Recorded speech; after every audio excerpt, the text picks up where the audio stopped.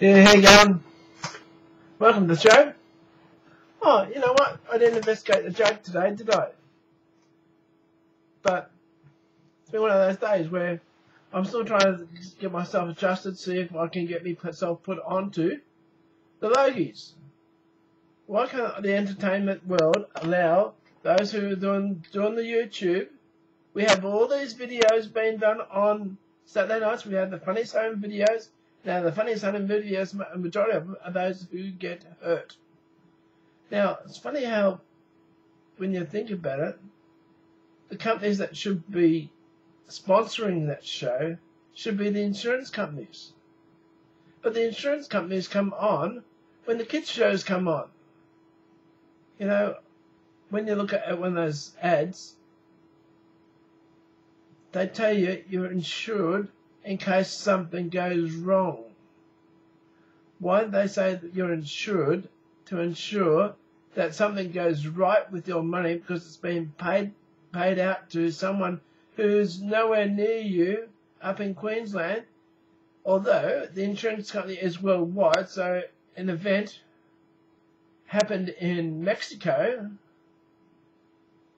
and someone cut their finger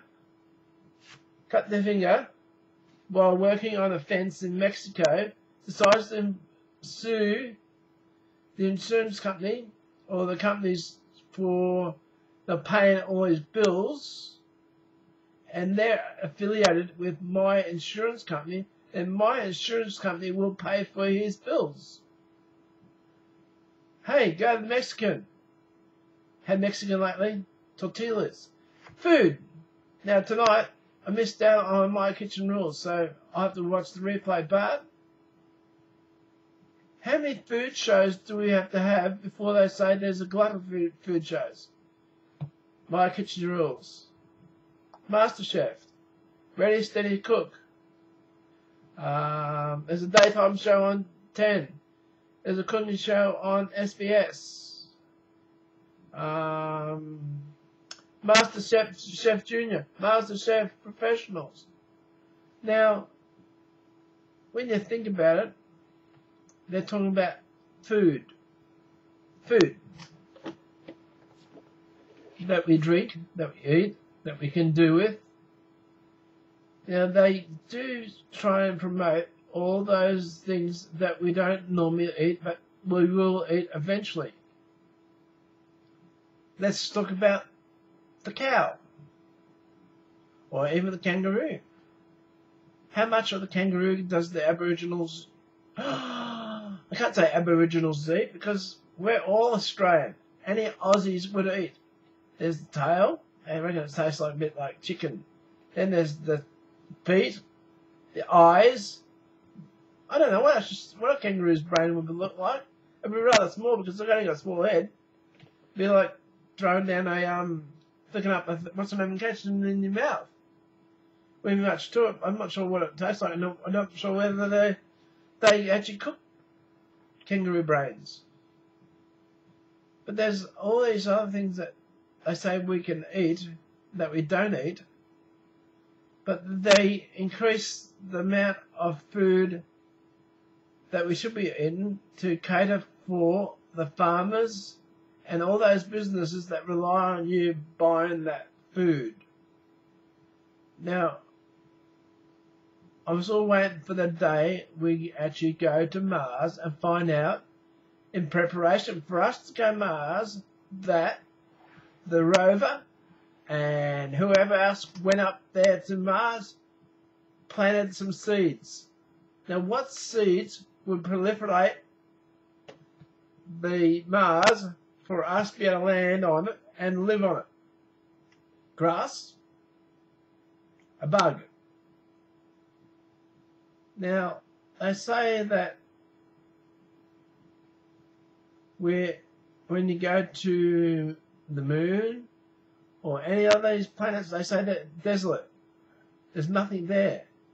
There's nothing alive or nothing can survive on these planets. But what they don't realise is that an atom is something that is alive. For it to be dead there'll be nothing there but black. Now, even in the black, the atmosphere of the black, what is there between us and that? The edge. What's on the edge? They say we can't breathe it because there's no atmosphere. If we go beyond the atmosphere, we lose it out on our breath and we die. Is that why they send a monkey up to space? And that's why they send a dog up to space, just to see how far it can go before it dies? Although they're just telling us all these lies, and that one day we'll wake up. Oh, that's the only thing I dread. I'm waiting for someone to come and tell me what am I going to do when I die. Now, and we have all those religions that come out and say, this is what's going to happen to die. Then you get the mathematician. They'll tell you there'll be a number involved in you dying. Then someone else will say, well, you're dying so someone could take your place. Well, someone can take my place in the world right now. Let's see how far I can go in another world. Are we in another world? They say there's another world just like Earth. I reckon there's another Earth out there in the galaxy. Is there a galaxy? Or are we just living out something that's not actually there, and we're just being the yobbos who are living on this Earth to ensure something is actually happening? So, that gets to my guest. My guest today is a guy by the name of Daddy Dewdrop, and he's a pseudonym for American songwriter Richard Monda. Now, what I'm going to play with you today is Chickaboom.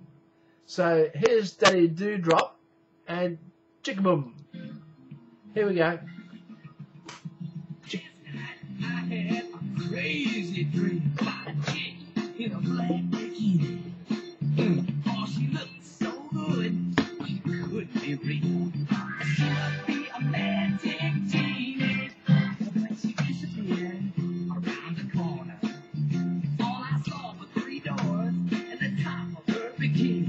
I made it through the first door, there was a party going on. I asked about the chick, but what they said was free. Chick-a-boom, chick-a-boom, don't you just love it? Chick-a-boom, chick-a-boom, don't you just love it? Chick-a-boom, chick-a-boom, don't you just love it? Chick-a-boom, chick-a-boom, boom, boom. I found the bottom hole behind the second door, which took me to Africa, I presume. This really all I get was screaming half crazy.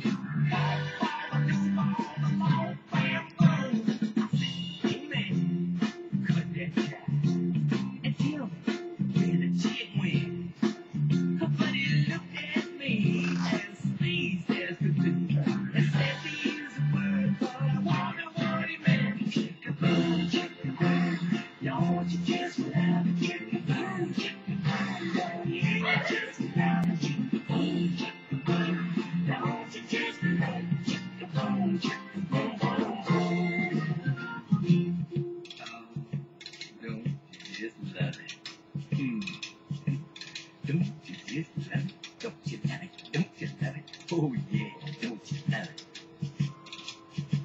Don't you just love it now? Chick-a-boom, chick-a-boom, chick-a-boom. And she was so sexy. I tried to do the same and impress her with my style. I never know. Chick-a-boom, chick-a-boom, don't you just love it? Chick-a-boom, chick-a-boom, don't you just love it? Chick-a-boom, chick-a-boom.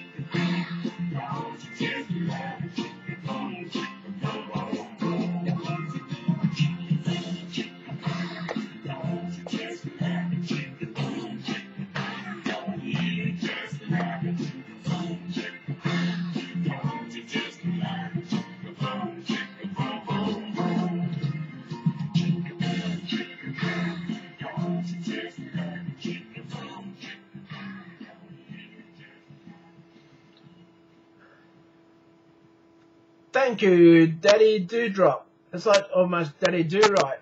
Maybe that they took his name to make Daddy Do-Right. Maybe he has a reason to sue Warner Brothers or her. Oh no, was it Warner Brothers? Or was it the other ones? It was the other ones. Someone will come up with the idea. Well, early in his career, Richard Monda. Monda also founded and worked with popular Los Angeles band Novels back in the mid-late 1960s, who later recorded an album on Mother's record under the supervision of H.B. Barnum. Now, Barnum, that's like Barnum and Barney's circus. I wonder if they're a circus. But anyway, the song Chicka Boom was originally written by Janice Lee Gwynn and Linda Martin for the cartoon Sabrina and the Groovy Ghoulies.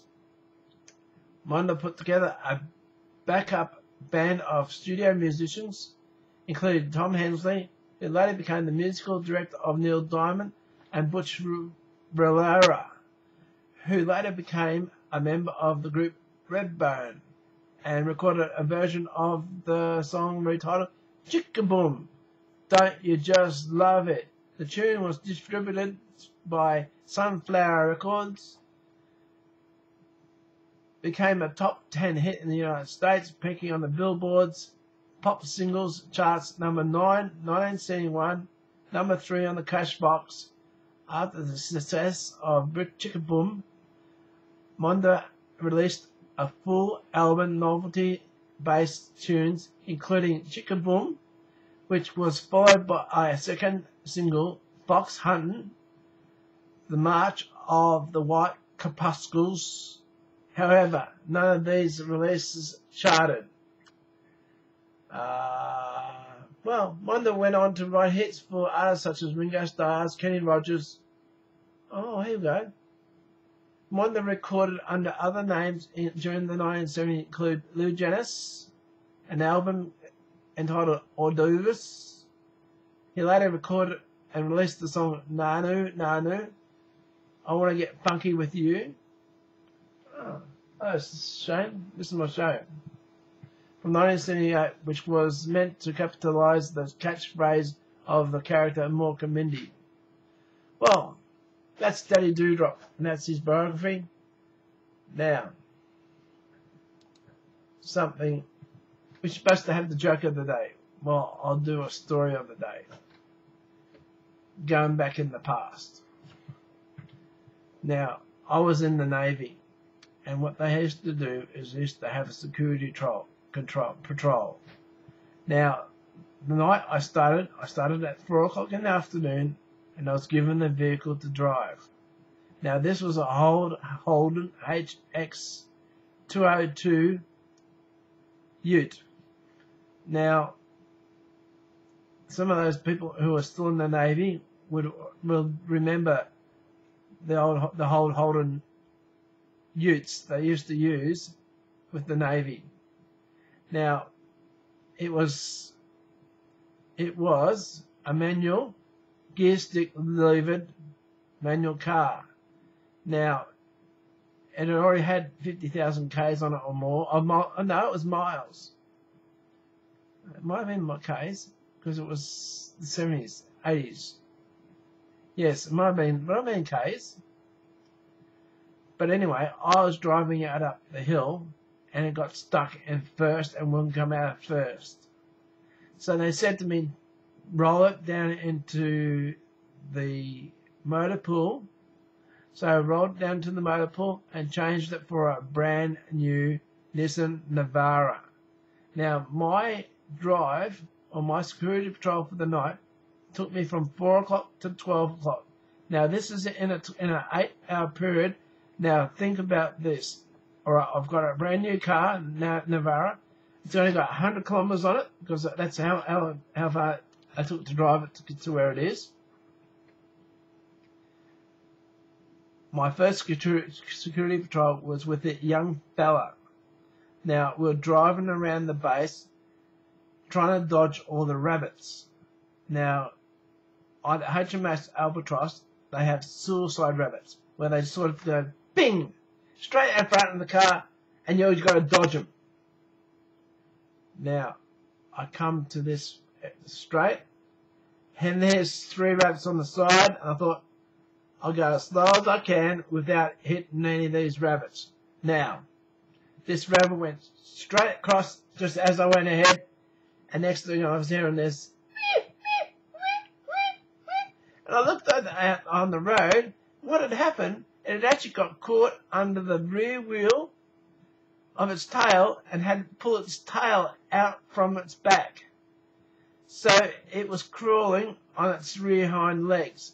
Now, rather than putting it out of its misery at the time, the young sailor I was with was really upset that there's this rabbit that I'm just about to kill or put it out of its misery, didn't want me to do it, and want to give it a chance to survive. So, we put this rabbit in the car, and it's near Navarra, and we took it up the gate, the guardhouse. Now this girl was looking after, this girl was in the gate, and she was looking after this rabbit for about an hour and a half. And it wasn't getting any better than it was. As a matter of fact, it was draining its legs because it couldn't get its legs up because the nerves from its tail, it was no longer there. So my boss says to me, get the rabbit, take it up the hill, and get rid of it, and we'll see what we can do tomorrow to quell the situation with the girl who was upset with this rabbit that I'm just about to kill. So just as I was driving up the hill to get rid of this rabbit, a fox and a dog were playing in the middle of the road. Now, I dodged the dog and I hit the fox. Now, this is on the one night. So now I've got a dead fox in the road and a dead rabbit. So I pull over. I pull the fox off the road so no one else hits it. I kill the rabbit. I had to break its neck. That's the only way I knew I've had to do it. And there was this fox. It was dead on the side of the road. So I thought to myself, foxtail. So I went home, got myself a knife, come back, and then on the side of the road where the fox was, and I thought, well, there's no use leaving the foxtail on the dead fox when there's a really good foxtail that I can actually put it on the end of the antenna to the car and have a foxtail, a real foxtail, salted and hanging off the aerial. So I take the tail off the fox and take the tail home, and then by the time this is all happening, it turns midnight. So it's my knock-off time. Next morning, 9 o'clock, I get a phone call from base saying all these kids who are going to school, I got tears in their eyes, all upset because there's a dead fox on the side of the road with no tail. A dead fox with no tail on it. So he says, next time you're on watch, you've got to go and get that fox and take it somewhere the kids cannot see it. So I had to go and pick up the fox. Now I had a new girl on with me for security patrol, and she was a real dinky-die animal welfare girl. And when she realised I'd killed a rabbit, I'd actually taken and when she saw the rabbit and saw that it had no tail on it, she thought I'd cut the tail off the rabbit. And then she saw the fox with no tail on it, and she thought I'd actually purposely killed the fox to take the tail off the fox. So now we've had to put the fox in the back of the utility and take it out bush and bury it. This is all in a day, all within one day. Now, the thing about the story is if you're on a good thing, stick to it. Otherwise, you'll be caught between the rabbit and the fox and the pet. The rabbits. Now, as much as you want to know about it, think about it, there's 2 tails in that, and they were both missing. So that's my story for the day. I hope you see it as funny as I did. something serious. More serious? See this? This is a plastic milk container. Now, in the days ahead, days gone by, we'd have glass bottles. And we'd actually be able to send the glass bottles back to the manufacturer, and they would actually put boiling water through the bottles to cleanse them and make them clean so they can reuse them. This goes to landfill or recycled. But even when it's recycled, it's still plastic, and it's oil-made plastic, oil that's been taken out of the ground to produce it. Let's get rid of the plastic. Let's ask people, start putting milk back into bottles. Now, with all that, that's my day. That's who I am. That's my show. And it is the 27th of February 2013. It's my brother's birthday, and he's 52. Happy birthday, Tony Beavis. So anyone who's watching this and knows Tony Beavis in Melbourne, tell him happy birthday. And it's 11:33 or 23:33 p.m. and it's Wednesday. And I'll catch us again Thursday. I love us all. Take care. Goodbye.